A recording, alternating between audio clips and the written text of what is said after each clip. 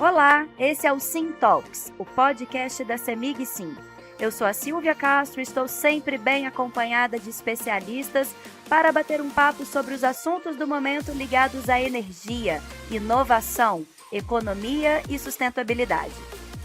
As Smart Cities, também chamadas de cidades inteligentes ou sustentáveis, são planejadas e construídas com base nos impactos socioambientais e econômicos que envolvem o conceito de morar. Esses projetos têm como pilares a eficiência energética, a promoção da qualidade de vida e o cuidado com os recursos naturais e das gerações futuras. Mas afinal, como realmente funciona uma Smart City?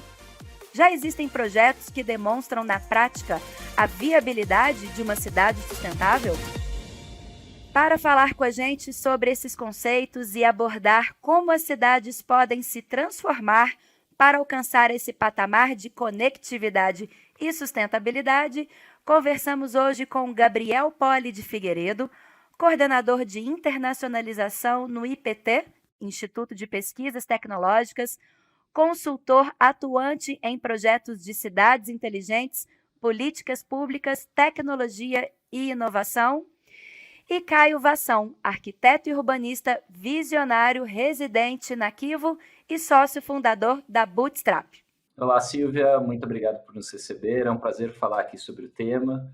É um tema muito caro para mim, porque foi meu tema no mestrado, Cidades Inteligentes, como que esse discurso, as práticas de cidades inteligentes tem aderência ou não aqui para os desafios urbanos que a gente enfrenta no Brasil. Sigo nesse tema no doutorado também, então é a reflexão que eu faço quando eu acordo até a hora que eu vou dormir, né? Então, prazer estar aqui. Obrigado, Silvia, pelo convite da CEMIG para a gente estar aqui conversando.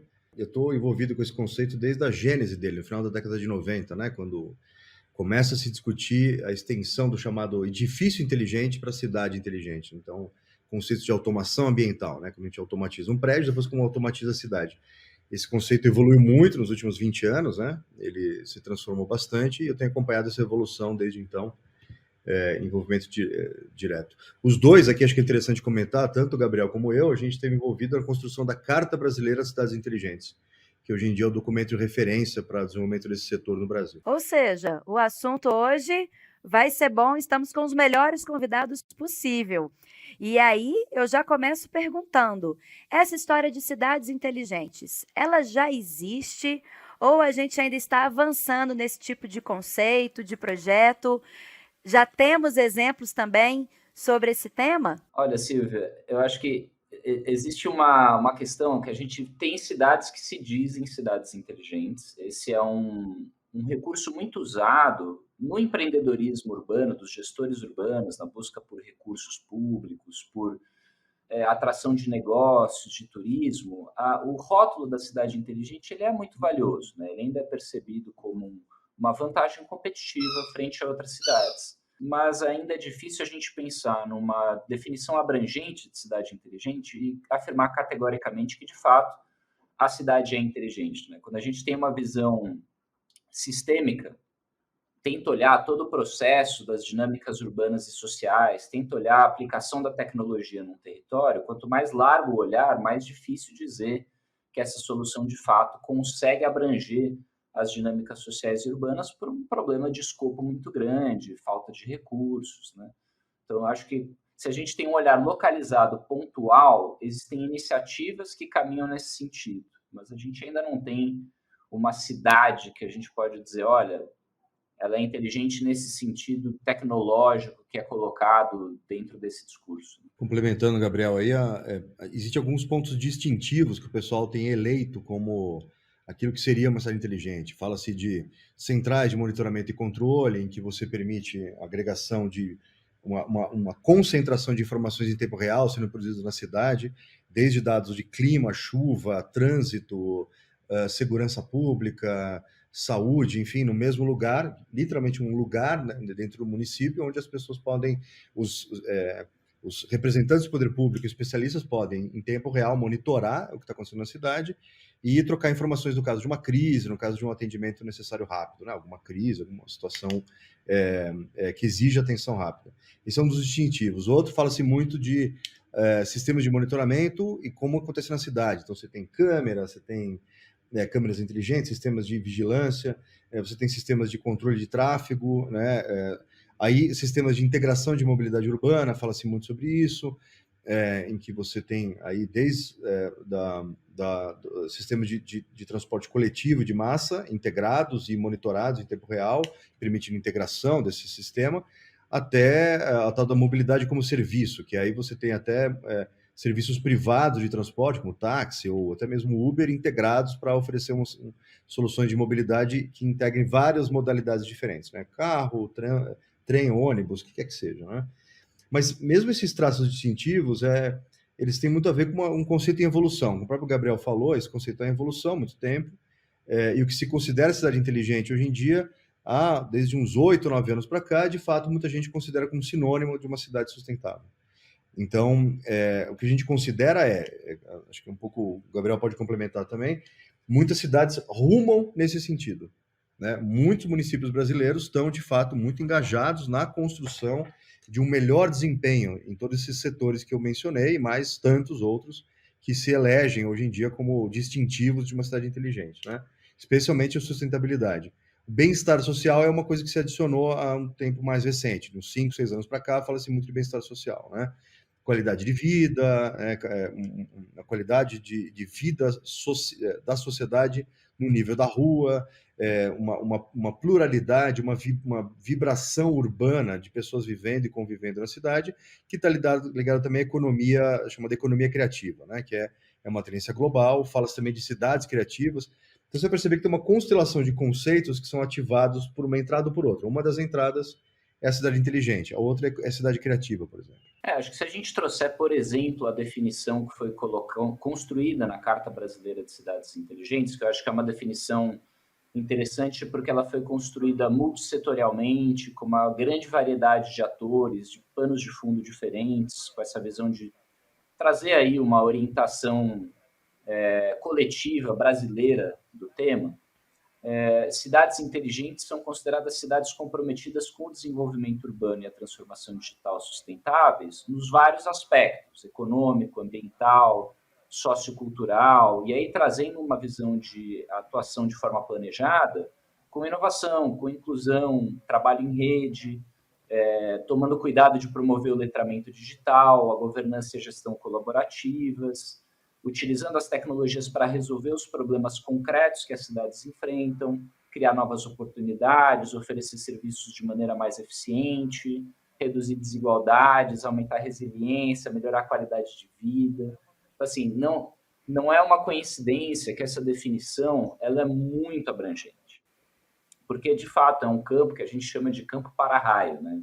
Ele é construído de um jeito a permitir experimentações e a evolução do conceito. Se a gente definisse uma coisa tão ampla como um jeito de olhar para a cidade, que já é um dos objetos mais complexos que a humanidade já conseguiu criar, né? Esse arranjo social, territorial, tecnológico que é uma cidade. Se a gente limitasse a definição em um escopo muito específico, a gente ia perder um monte de coisa. Acho que o grande valor dessa definição, que apesar de abrangente, ela traz em si os requisitos mínimos para a gente chamar uma cidade inteligente, que seria justamente essa atenção ao específico do território, às dinâmicas da população local, às dinâmicas econômicas e esse interlaçamento entre essas várias dinâmicas. É uma construção, né, Gabriel? É uma construção, né? Não está pronto ali, né? Exatamente. Agora, o que vocês destacariam como importância para o desenvolvimento desses projetos, né? Qual é a grande diferença que eles fazem, não só para o hoje, para quem está habitando aí, usufruindo desse espaço hoje, mas para o futuro da sociedade também? Qual que é a grande importância, a grande sacada das Smart Cities? Olha, tem várias entradas, né? Tem um conceito correlato à cidade inteligente, ou Smart City, que é a chamada cidade compacta. A cidade compacta, a maneira que eu defino ela é a seguinte: não é uma cidade pequena, é uma cidade de pequenas distâncias. Então, você pode compactar São Paulo. Não tem a ver com reduzir o tamanho de São Paulo, tem a ver com viabilizar que a vida da pessoa se resolva em pequenas distâncias da cidade. Que ela não tem que atravessar a cidade para trabalhar, para ter acesso à saúde, acesso à educação. Todos os serviços básicos estão dentro de uma região urbana que ela trafegando por ali, possivelmente a pé, preferencialmente a pé, ou veículos de tração humana, como bicicleta, essa pessoa consiga chegar a tudo que ela precisa. Quando a gente fala sobre isso, e esse conceito ele é muito abraçado por quem trabalha com cidades inteligentes, significa uma transformação bastante grande da vida das pessoas e um incremento grande de qualidade de vida, porque a pessoa passa a não ficar horas por dia num transporte coletivo ou mesmo no próprio veículo, atravessando a cidade para chegar no trabalho, chegar nos lugares, né? Esse é um impacto direto na qualidade de vida das pessoas. Quando a gente fala a respeito de segurança pública, a gente vê uma transformação na maneira como se faz o processo de vigilância. Há pouco tempo mesmo eu publiquei um artigo sobre a questão da segurança pública nas cidades, em que inclusive o ponto principal é a gente entender melhor como toda a tecnologia que a gente pode implementar na cidade, mudando as relações de vigilância e controle da violência na cidade, que já existem, né? Desde câmeras até sistema de tagueamento de pessoas e objetos, para eu poder saber onde estão as pessoas e objetos o tempo inteiro. Essas soluções, elas precisam ter um equilíbrio também para soluções que não são tecnológicas, são soluções de gestão pública, em que a gente incrementa a qualidade de vida na cidade, incrementa a capacidade de vida urbana, de fato, de maneira que a segurança pública seja garantida muito mais pela pertença da pessoa em comunidades do que, de fato, algum sistema de coerção que a gente tenha, né? Coerção à violência, né? Pela força policial ou pela vigilância, né? Então, tem um pouco a ver com esse desenvolvimento da qualidade de vida das pessoas. Eu acho que uma questão chave é a gente pensar que muito desses projetos de cidade inteligente, eles estão apoiados em bases de tecnologia digital. Então, assim, a gente está falando de obtenção, processamento, inter-relação de dados. E os dados, eles têm um valor bastante grande para o gestor urbano, para as cidades, que é justamente para possibilitar a melhor gestão de recursos.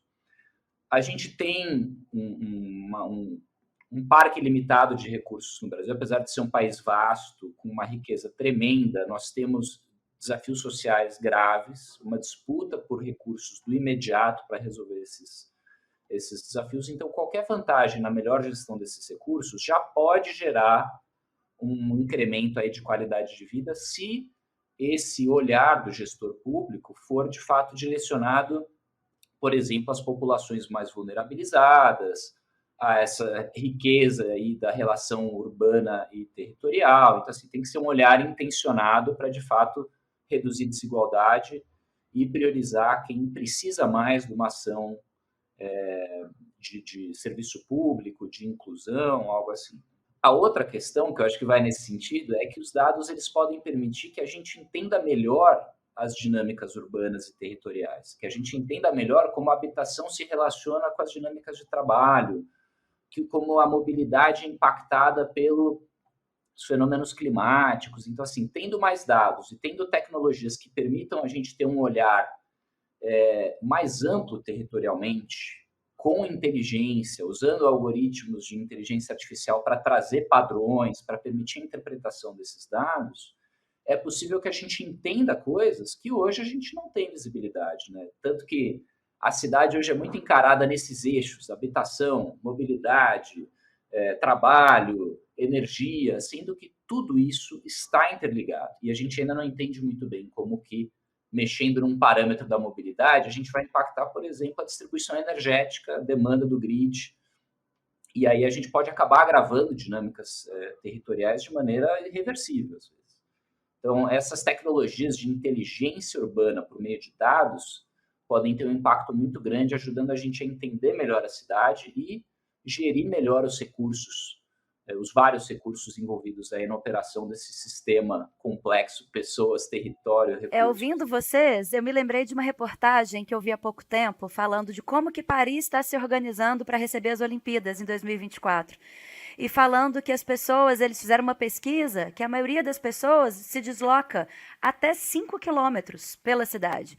Então, que elas não precisam utilizar carro, elas não precisam utilizar o trem. O que eles podem fazer para que as pessoas continuem usufruindo mesmo, né? Se deslocando ali desses pequenos espaços, como o Caio estava falando, sem comprometer o trânsito, sem comprometer os serviços essenciais, o que eles podem trazer para esses espaços para realmente atender essa população nesse pequeno espaço. Me lembrou muito dessa pesquisa, Caio, porque quando você citou São Paulo, a gente pensa que é até uma utopia, né? Pensar sobre isso, e não, já é possível, né? Que exemplos que vocês podem dar de desenvolvimento tecnológico para atuar aí na promoção dessas cidades sustentáveis aí e potencializar ainda mais esses impactos? Muita coisa ligada à automação. E o que é automação, né? Automação é você pegar um processo, isso muita gente acaba não ponderando sobre isso, né? Você pega um processo, mapeia com clareza esse processo, como ele funciona, e aí você, a partir desse mapeamento, com entendimento claro do processo como um todo, você é capaz de colocar um computador no lugar de uma pessoa. Basicamente é isso, né? E muitas vezes não é um computador no lugar de uma pessoa, é um computador no lugar de muitas pessoas diferentes. Então você está fazendo... E com isso você reduz a chance de acidentes, você reduz a chance de desencontros, má gestão, desperdício, enfim, muita coisa que acontece aí, né? Só que é interessante perceber que a automação em si é uma coisa aplicável em muitas frentes diferentes. Automação de mobilidade urbana, automação da vigilância, automação de processos públicos, processo jurídico mesmo, né? Que você tem que dar entrada em papel, enfim. Mas isso é uma das pontas de entrada, mas tem muitas outras tecnologias que a gente vê, né? Uma delas o Gabriel citou, que é a inteligência artificial, que é na verdade, é um conceito guarda-chuva, que embaixo dele você tem muitas tecnologias diferentes, algumas delas relacionadas diretamente à automação, outras relacionadas à percepção de novos padrões, ligadas a Big Data. Big Data é outro conceito guarda-chuva, que é quando você tem muita informação disponível na cidade. Por isso o Big, né? Você tem muita informação, muitos dados disponíveis de muitas frentes diferentes, e você é capaz de, correlacionando esses bancos de dados enormes, descobrir padrões inusitados, padrões não previsíveis de mobilidade urbana, padrões não previsíveis de consumo de recursos, padrões não previsíveis de recorrência de processos, né, que a gente não sabe. Recorrência de processo é o quê, né? Todo dia o cara sai de um lugar e vai para outro, por exemplo, né? Vou dar só um exemplo, né, de como isso, o Big Data pode nos ajudar na mobilidade urbana, por exemplo, né? Tradicionalmente, a mobilidade urbana é entendida chamado de movimento pendular. O que é um movimento pendular? É um pêndulo, né, que vai para lá e para cá. Esse movimento pendular, os dois pontos extremos dele, desse movimento de pêndulo, é a casa e o trabalho. Então, a pessoa acorda de manhã, pega o transporte público ou transporte privado, vai até o trabalho. No final do dia, ela vai do trabalho para casa e repete isso no dia seguinte, o movimento pendular. Há mais de 20 anos a gente sabe que a mobilidade urbana não é mais pendular.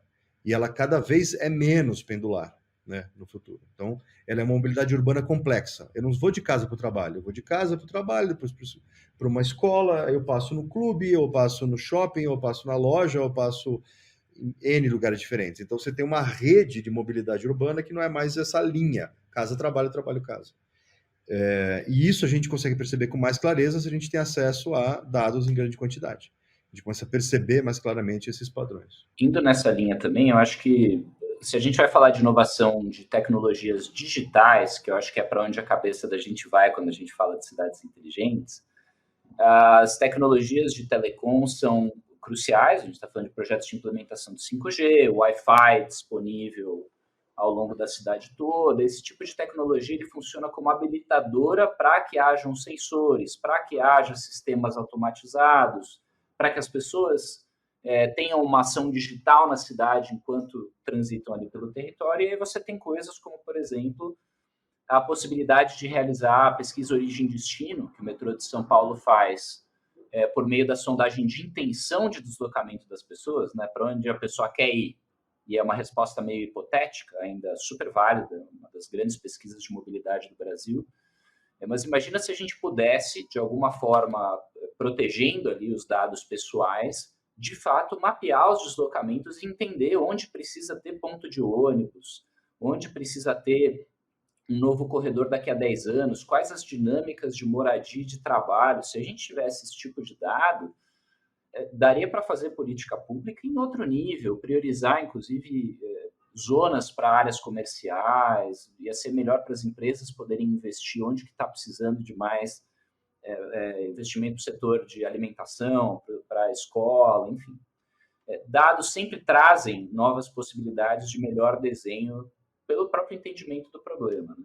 Mas se a gente vai falar de exemplo de inovação, que eu acho que, para não perder os exemplos, né, eu gosto muito de trazer exemplos de inovação na gestão pública. Então, se a gente pensar no Poupa Tempo em São Paulo, que é um negócio que eu que cresci com o Poupa Tempo sendo implementado, já meio que tomo ele como dado, mas aí você sai do estado de São Paulo, isso não é uma realidade no restante do Brasil. Você vai para outro país, burocracia americana para emitir documento é um pesadelo, por exemplo, europeia também. E aqui em São Paulo você vai lá e emite um RG no mesmo dia, renova a carteira de motorista, tem todos os serviços públicos no mesmo local.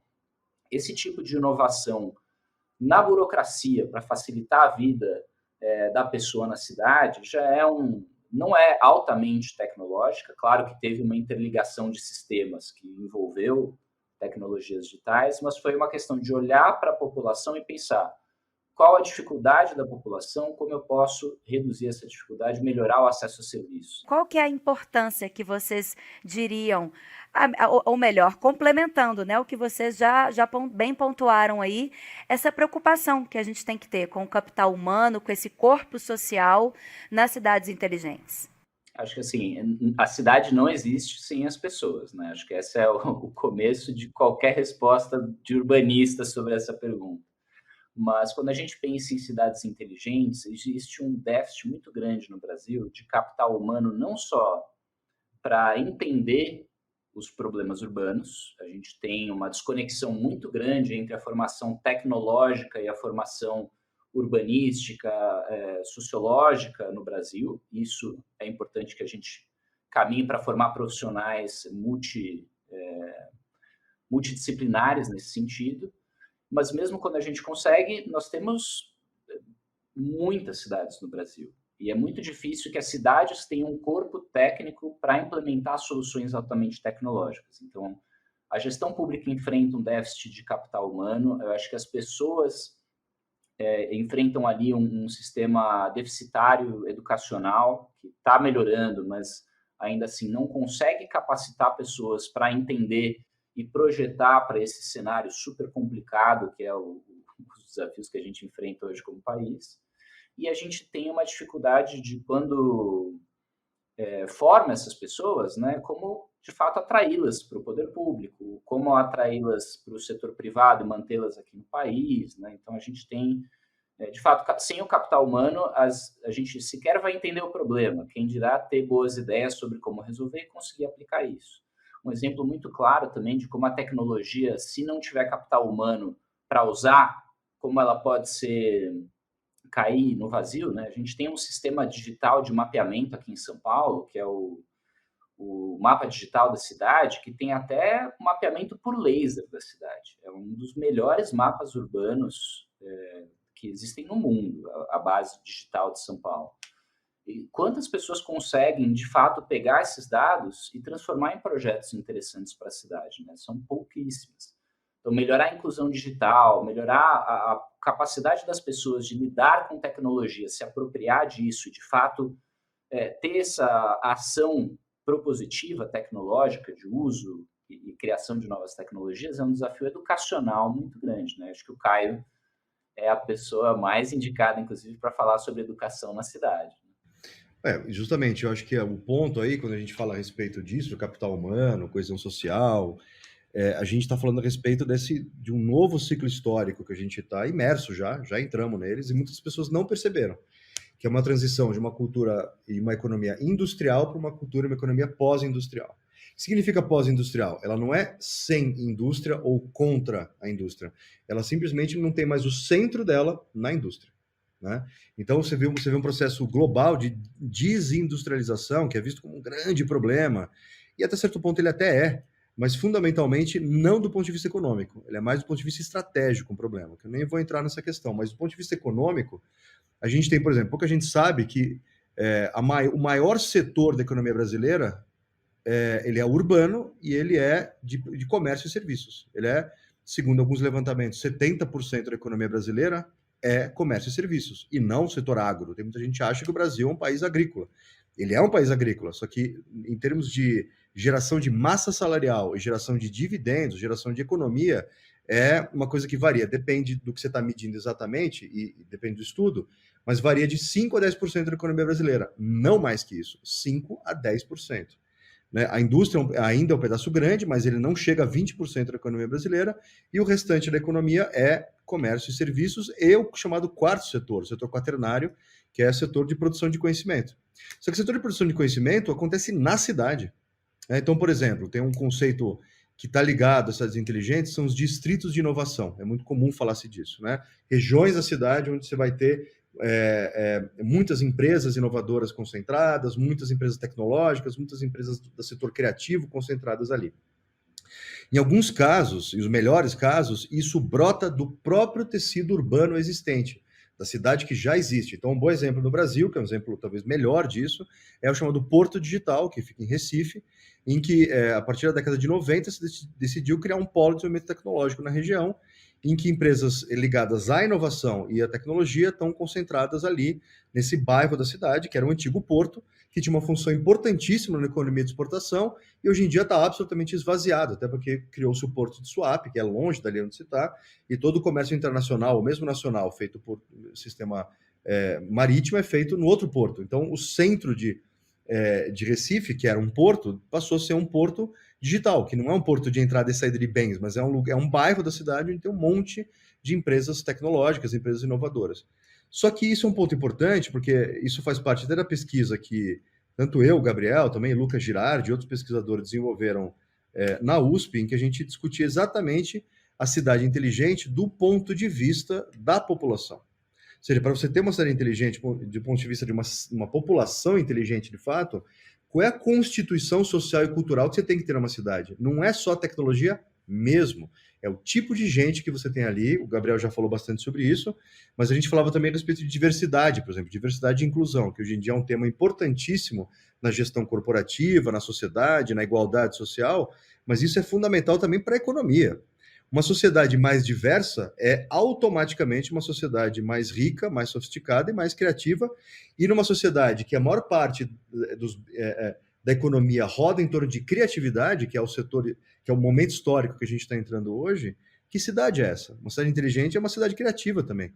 Então, como é que a gente cria esses distritos altamente integrados do ponto de vista social e cultural? Isso, por incrível que pareça, você fala, nossa, mas que relação tem com cidade inteligente? Total relação. É relação, inclusive, fundamental. E isso, o último ponto, antes de eu passar a palavra para o Gabriel, é que isso não mais necessariamente acontece em grandes centros. Você pode ter uma cidade relativamente pequena, como Santa Rita do Sapucaí, que é no interior de Minas Gerais, que é uma cidade referente, não só no Brasil, mas fora também, como uma cidade muito inovadora. Tem um histórico relacionado ao desenvolvimento tecnológico duro, né, de tecnologia dura, mas rapidamente Santa Rita soube se reinventar como um polo cultural de atração de talentos, não necessariamente.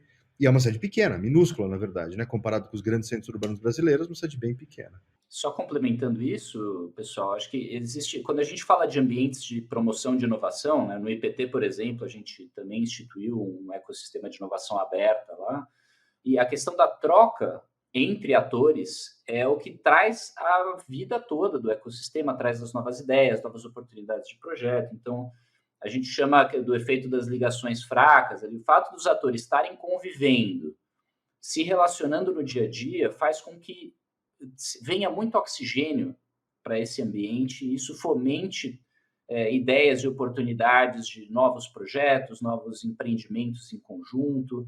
As pessoas trocam conhecimento ao longo desse dia a dia, vão criando relações de confiança.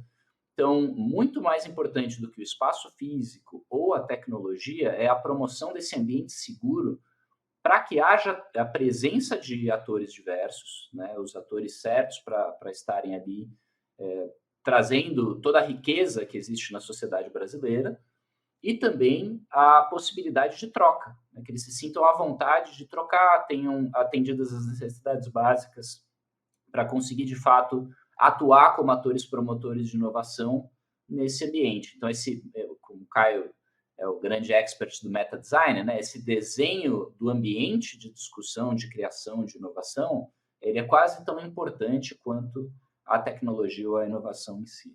Como é que entra a mobilidade e o meio ambiente aí? Vocês classificariam eles em qual nível de prioridade?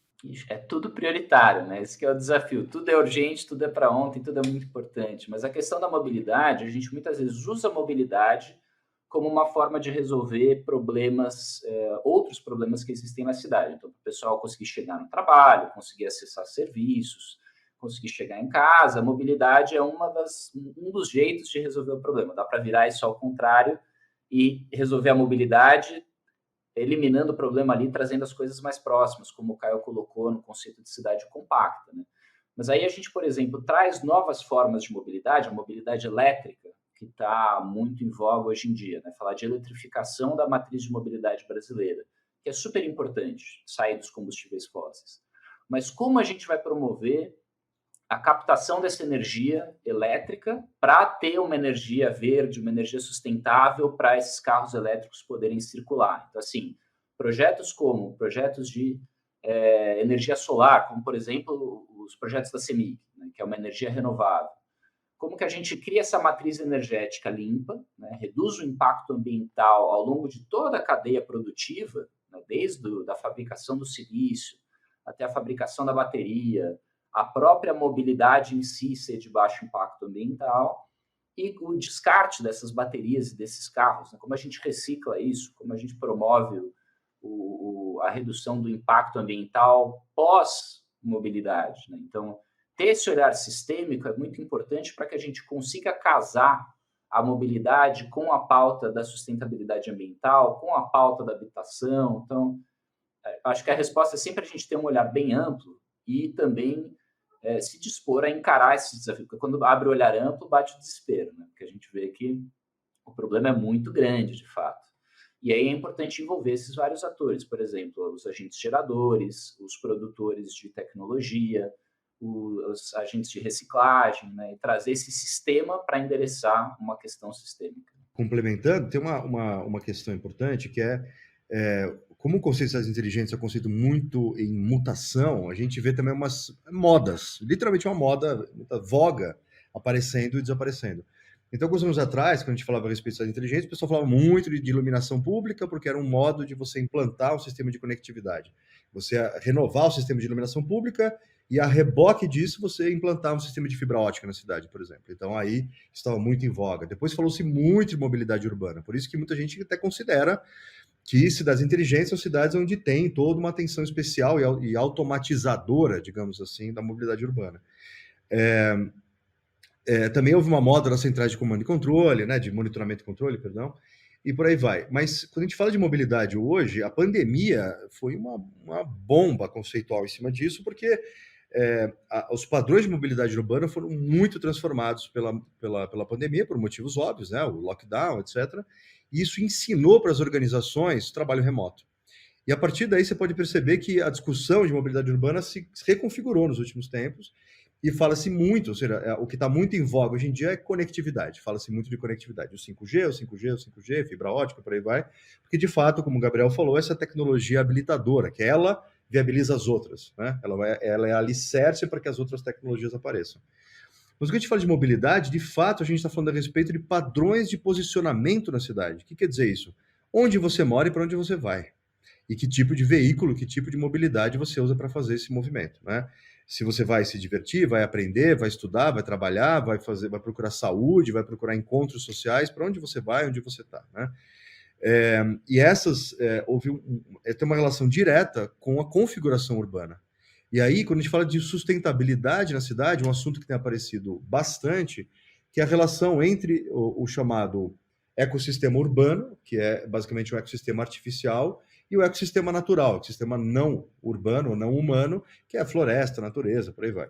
E aí um assunto muito importante, que eu mesmo venho trabalhando bastante com isso, é entender o tecido urbano como possivelmente provedor dos chamados serviços ecossistêmicos.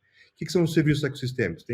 Já existe uma legislação sobre isso, em que você pode remunerar aquilo que seria coisas naturais, digamos assim, a partir do financiamento internacional, muitas vezes. O mais famoso é certamente o chamado crédito de carbono, né? Que é quando você tem alguma infraestrutura verde que sequestra, tira carbono da atmosfera, e quem paga por esse serviço é quem está em outro lugar bombeando gás carbônico para a atmosfera provavelmente numa indústria, algum sistema de geração de energia. Isso é um mercado internacional relativamente bem constituído, ele está sendo aprimorado sistematicamente, mas tem mais 16 serviços ambientais, serviços ecossistêmicos que podem ser remunerados, desde água limpa até modos de vida tradicional. E aí é importante a gente entender que quando a gente começa a falar dessa cidade tecnológica, uma cidade hiperconectada, o perímetro urbano perde um pouco de sentido.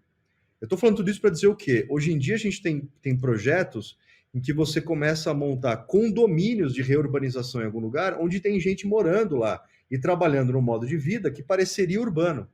Não é um camponês trabalhando no campo, é uma pessoa trabalhando online, como a gente aqui está, só que ele está num tecido urbano de baixíssima densidade, que a gente nem chamaria de cidade, mas de fato. O conceito que eu proponho para entender esse novo contexto urbano é uma cidade distribuída, uma cidade em rede, que não tem necessariamente alta densidade, mas ela também tem uma infraestrutura urbana de um tipo completamente novo. De novo, a questão da mobilidade. Se esse cara mora lá longe da cidade, entre aspas, e vem para a cidade todo dia de carro, isso é absolutamente insustentável, e esse é o modelo de urbanização que o Brasil acreditou durante muito tempo, e é o modelo norte-americano. É esse modelo, fundamentalmente, que está em xeque. Então, a cidade compacta está botando em xeque esse modelo de grandes distâncias para trabalhar em pequenas distâncias. Só que quando você trabalha em pequenas distâncias, outras infraestruturas podem entrar na cidade, infraestruturas verdes, como soluções baseadas na natureza, por exemplo, que é um outro tipo de infraestrutura urbana de natureza completamente diferente do que a gente está acostumado, e isso ainda não entrou na cabeça dos legisladores urbanos. Muitas vezes o prefeito não consegue imaginar outra coisa se não fazer aquilo que ele já fazia. Então, legal, mobilidade urbana é importante? Tá, mas não é solução para tudo, não deveria ser. Pelo contrário, a gente deveria encarar as coisas a partir de outras infraestruturas, até para ser sustentável, né? A eficiência energética também é um conceito-chave, né, na concepção das cidades inteligentes. Queria ouvir de vocês um pouquinho como que a energia solar fotovoltaica entra aí como alternativa de geração. Então, a busca por soluções sustentáveis, ela está andando, né, a pleno vapor, para usar uma expressão energética, e um dos grandes desafios que a gente tem hoje é, de fato, como distribuir essa energia que está sendo gerada entre parques de geração fotovoltaica e os consumidores finais, né? A gente, muitas vezes, quando vai pensar em geração solar, pensa que vou colocar no teto da minha casa ali aquele painel gerador e vou ficar independente da geração do grid ali energético.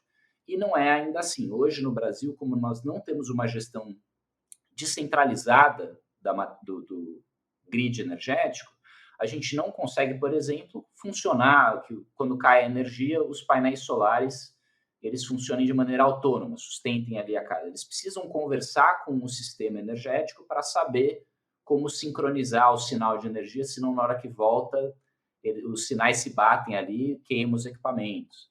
Então, existe uma necessidade no Brasil ainda de criar tecnologia, e aí precisa envolver o setor de pesquisa, as geradoras, os fabricantes desses equipamentos, para a gente, de fato, conseguir sensorizar e automatizar e descentralizar a gestão desse grid energético para poder possibilitar inserções pontuais de novas tecnologias modulares nesse sistema e ter, de fato, um grid inteligente.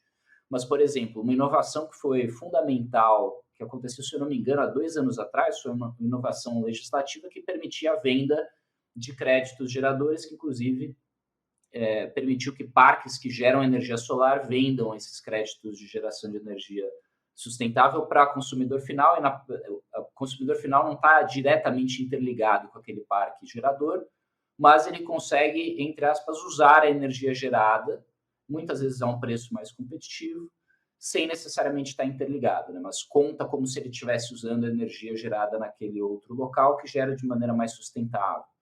Assim, a gente tem que caminhar, eu acho que para evoluir ali nos próprios painéis fotovoltaicos, melhorar a eficiência. O Brasil ele tem condições de se tornar um centro de referência nesse tipo de tecnologia. Nós temos excelentes pesquisadores de tecnologia fotovoltaica. O IPT, por exemplo, onde eu trabalho, tem condições de criar silício a nível de geração solar. A gente consegue criar essa tecnologia lá em casa, mas ainda precisa de muito investimento nesse sentido para criar melhores fontes, criar um grid mais inteligente para gerenciar nesse sentido E aí é muito importante que as geradoras de energia, de fato, promovam esse tipo de programa, por exemplo, como o CEMIG Sim, para fomentar a implantação de parques solares onde a gente já consegue implementar. Então, eu acho essencial. O Brasil tem uma área de cobertura gigantesca, nós temos uma capacidade de geração solar grande e condições de criar novos produtos para a geração de energia solar. Eu acho que mais até do que condições de usufruir da energia solar, a gente consegue desenvolver tecnologia de energia solar competitiva no mercado global, desde que seja uma agenda estratégica do país ao longo desses próximos anos. Interessante olhar para a energia solar como uma opção inescapável, não tem como escapar dela, né? Se você, quem trabalha com ecologia sabe disso, né? Todas as fontes de energia são solares. A grande questão é quão distante a gente está do Sol, né? Então, a energia solar fotovoltaica é a distância mínima. A luz solar bate no painel fotovoltaico e vira elétron no circuito. Legal. Mas se você vai para a energia fóssil, por exemplo, também é energia solar. Foi um monte de plantas e seres vivos que viveram milhões de anos atrás, que morreram, foram soterrados e viraram durante milhões de anos e se transformaram em carvão, se transformaram em petróleo, enfim, né? Mas a fonte ainda é solar. E o que o ecologista diz é, quanto mais longo o ciclo, pior é. Mais insustentável é, porque demora muito. Então, por que é mais sustentável plantar cana e colher e fazer açúcar, por exemplo, e álcool, né? Porque o ciclo é relativamente mais curto, é um ciclo de meses, não um ciclo de milhões de anos, né? Então, é um pouco inevitável trabalhar com energia solar. É bom a gente saber também alguns parâmetros grandes, assim, né? Foi feito um levantamento na Alemanha, uns 15 ou 20 anos atrás, em que se você cobrisse 60% dos edifícios alemães com painéis fotovoltaicos, a totalidade da demanda energética do país estava coberta, da Alemanha. 60% dos edifícios. Os edifícios já estão lá, é só cobrir o edifício com painel fotovoltaico. Agora, imagine isso no Brasil, com o grau de insolação muito maior do que na Alemanha. A Alemanha é um país temperado e frio, o Brasil é um país tropical e quente, muita insolação aqui. Ou seja, qual seria a porcentagem de telhados e outros lugares que a gente precisaria cobrir, né? E qual que tamanho seria isso? O importante aí também é o entendimento do comprometimento e a necessidade de evolução da legislação, que hoje em dia a legislação ela está configurada de uma certa maneira que induz a um certo tipo de configuração de instalação tecnológica, sistemas de cobrança do público e o impacto que isso acaba tendo na prática para a sustentabilidade. O que seria importante é entender, e aí todo mundo trabalhar junto no sentido do bem-estar social e da melhoria da nossa relação com a natureza. Portanto, qual é o tipo de ajuste que a legislação precisaria ter que dificultam que essa quase que obviedade da energia fotovoltaica aconteça? E falando de energia fotovoltaica, acho que a gente não pode esquecer de falar de tecnologia de armazenamento de energia. Porque, como eu falei, né, a gente ainda tem muito caminho para andar para criar painéis fotovoltaicos que deem conta de demandas intensas de energia. Então, hoje, o que a gente precisa fazer? Interligar isso com um banco de baterias, guardar a energia, e aí isso consegue ter um escoamento maior, consegue atender uma demanda mais intensa de energia, como, por exemplo, um carro, né, como, por exemplo, um motor de uma indústria. Então, para essas aplicações intensas, a gente ainda precisa armazenar e aí escoar isso de outra maneira. Então, as baterias também precisam de muito desenvolvimento tecnológico, tanto para evoluir em capacidade, em segurança e também em possibilidade de redução do impacto ambiental. O descarte de uma bateria hoje é um pesadelo ecológico. Bom, estamos caminhando, só não sei se na velocidade, no ritmo que é necessário, né? Para finalizar, o que vocês diriam sobre as Smart Cities? Estamos no caminho certo? Como que vocês veem aí esse mercado, né? Essa realidade, será que a gente pode dizer assim, daqui a 5, 10 anos? Quais são as perspectivas? Olha, eu acredito que nós estamos num caminho certo justamente por estar discutindo o que a gente quer como país, como cidade, para as nossas cidades. Então, cada cidade, desde que tome esse cuidado de fazer uma reflexão, de entender os seus problemas, olhar para as pessoas e pensar, ok, quero aplicar tecnologia, mas como, com que finalidade, com impacto para quem, né? A gente tem condições de seguir, inclusive, como referência no desenvolvimento de cidades mais inteligentes, porque a gente tem problemas aqui no Brasil que o pessoal da Europa não tem, que o pessoal dos Estados Unidos da Ásia não tem.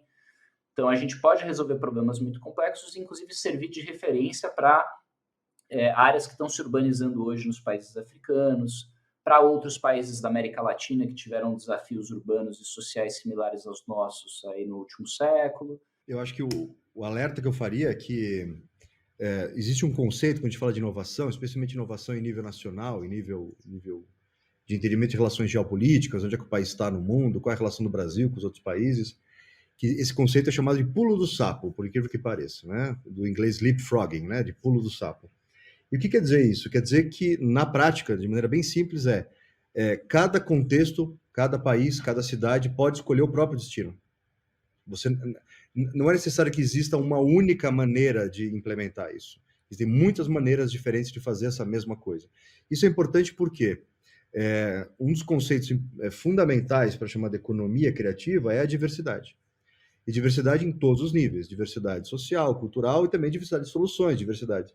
Uma cidade inteligente no meio da Amazônia necessariamente é uma cidade diferente de uma cidade inteligente no meio do Cerrado, que por sua vez é diferente de uma Serra do Mar e outra litorânea. Elas têm que ser entidades, têm que ser coisas diferentes. E, em geral, não é assim que o brasileiro pensa. O brasileiro gosta de olhar para referências internacionais e falar como é que eu posso decalcar, que nem um carimbo, né? Fazer igualzinho aqui. E isso talvez seja o grande perigo que a gente enfrenta nesses próximos anos. Isso ainda é uma prática muito comum no Brasil, que é inovação é uma coisa que você importa, você traz de fora, né? Isso é inovação. Quando inovação deveria ser um princípio de gestão da coletividade, tanto no poder público, quanto nas empresas, quanto nas escolas, universidades. Inovação, basicamente, nesse sentido, o que a gente enfrenta como problema aqui, nesse contexto? O que está acontecendo no nosso contexto? O que a gente pode fazer a respeito disso? Por um lado. Por outro lado, o que a gente tem de oportuno aqui, que não tem em nenhum outro lugar? É uma coisa nossa, dessa região, desse público, dessa cultura. Como a gente desenvolve isso como uma solução urbana e que tipo de tecnologia é adequada para isso? E não o contrário, que é muito comum. Eu vou comprar a tecnologia, aí eu fico procurando aplicações para ela depois, né? Pensando nisso, como que a gente poderia fortalecer isso? Ou seja, o Brasil está indo bem? Está indo super bem. Tem inovações brasileiras que não existem em nenhum outro lugar do mundo, especialmente na área tecnológica. O sistema bancário brasileiro é um dos sistemas mais automatizados do mundo, é um dos melhores automatizados do mundo. Mas outras coisas também acontecem aqui. O Brasil é, certamente, per capita, o líder mundial de energias renováveis. A única exceção seria alguns países no mundo nórdico, é uma coisa isolada, assim, mas em grandes países como o Brasil, ele é líder global. E não é assim que a gente se vê, muitas vezes, né? Qual que é o modelo adequado de desenvolvimento de médio e longo prazo para cada contexto? Isso é importante porque é importante lembrar que, por mais que a gente tenha um desafio de formação e capacitação no Brasil, hoje, a gente tem uma oferta brutal de inteligência social. Muita gente capacitada, muita gente capaz de acompanhar laboratórios vivos, acompanhar processos de inovação dentro de cada município. O que não falta é profissional capacitado para apoiar o poder público. Isso não quer dizer que esse profissional esteja no poder público ou esteja no empreendimento privado relacionado às cidades inteligentes, mas esse profissional existe. Então, é interessante que quem vai empreender no setor privado saiba que essa inteligência está disponível e você precisa acessar ela para poder fazer direito ao seu trabalho. E, por outro lado, quem está no poder público é a mesma coisa, né? Ou seja, para de fato cumprir a sua obrigação para a sociedade, é importante engajar a sociedade nesse processo. E aí as soluções, caros espectadores, as soluções são muitíssimos variadas. Não adianta a gente ficar procurando uma cartilha exata. Inclusive, o próprio guia para a implementação das cidades inteligentes, ele respeita essa diversidade. Cada município vai ter uma solução provavelmente muito diferente de outro município. Nossa, Caio e Gabriel, que papo riquíssimo, quanta informação, quanta reflexão. Só tenho a agradecer a participação de vocês aqui em mais um episódio do Sim Talks. Obrigado. Muito obrigado. Um prazer estar aqui conversando com vocês. Pena que acabou. Conte conosco sempre que precisar. Quero agradecer também a você que ouviu o episódio de hoje. Continue acompanhando por aqui em nossos perfis e plataformas digitais conteúdos sobre energia e inovação. Gostou desse episódio?